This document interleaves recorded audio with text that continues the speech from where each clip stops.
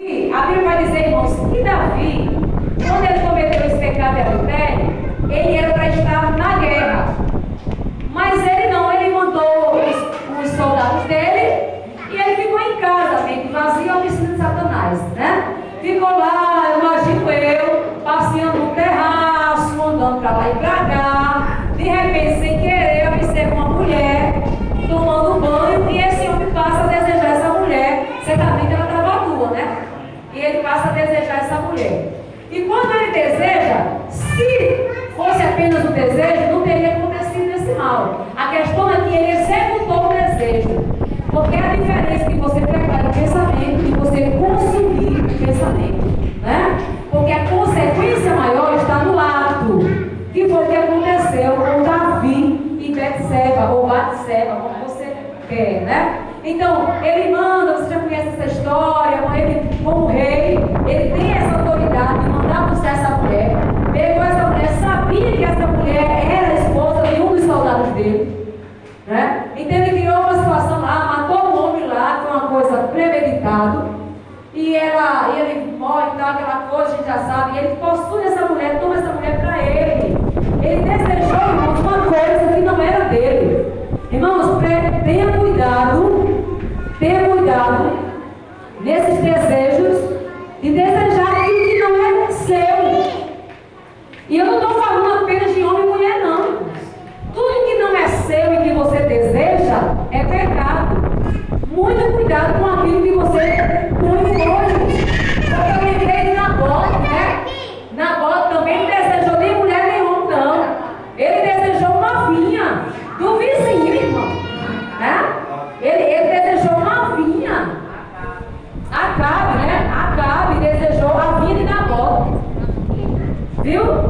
Desejou, os olhos cresceu, porque os olhos desejou, achou bonito, queria tomar uma coisa que não era dele.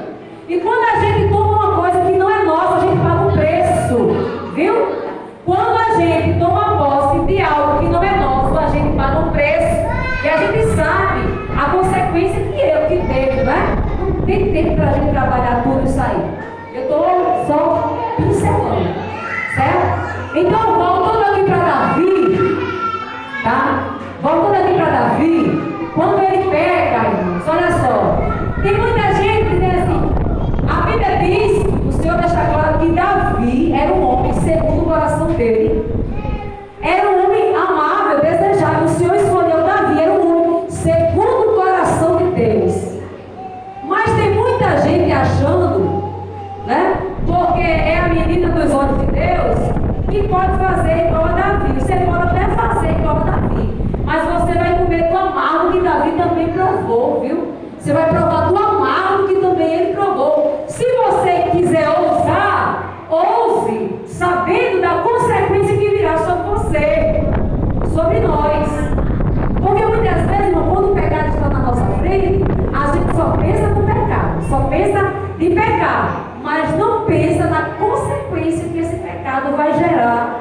E quando a gente percebe, já está na consequência, porque já está na prova, entendeu? Então, irmãos, vamos se vacinar, né? Para que a gente deve aprender com o erro das pessoas, para não repetir os mesmos erros. Aprender com o erro dessas pessoas, para não repetir, certo? Então, não se confie. Ah, Davi pecou, eu também posso pecar. O que aconteceu com Davi?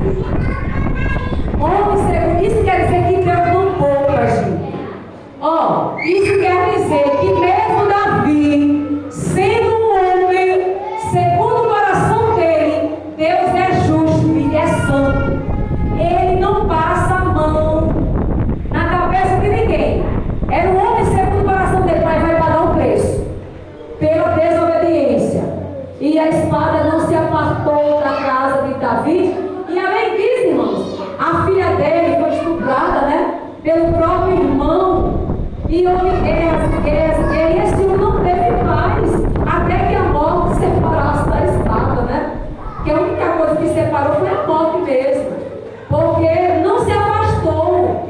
A espada, ou seja, a guerra, certo? Não se afastou da casa de Davi. Por quê? Por causa de uma mulher. Ah, mas isso foi uma passado, a gente está agora vivendo na graça. Vai nessa. Vai nessa. Porque o Deus do passado é o Deus do presente. Deus, ele não mudou. Quem muda somos nós, irmãos. Mas os princípios de Deus, é a vontade de Deus, ela é soberana. E ela não muda. Quem muda somos nós. Então, se você tem estrutura para passar pelo véu, entre sabendo da consequência, né? Porque, irmãos, muitas vezes a gente está passando por algo e a gente não sabe por que a gente passa. A Bíblia diz: de que se queixa o homem, queixe-se dos seus próprios pecados. Então, se a gente passa alguma coisa ruim, alguma coisa a gente fez, irmãos. Alguma coisa a gente fez para a gente estar pagando algo que a gente muitas vezes não entende no momento, mas se a gente for parar e fazer uma retrospectiva da nossa vida diante de Deus, a gente vai entender, perceber e dizer: Senhor, eu sei porque eu estou passando por isso. Certo? Então, em vez de reclamar, Deus, ele não é injusto e não vai penalizar alguém sem ter culpa. Porque a palavra de Deus diz que ele não tem um inocente por culpado, né? O inocente por culpado. Agora vamos adiante. Eu termino já, certo? Não quero cansar os irmãos, não. Vamos ver aqui. Eu não pedi para ler a referência, né?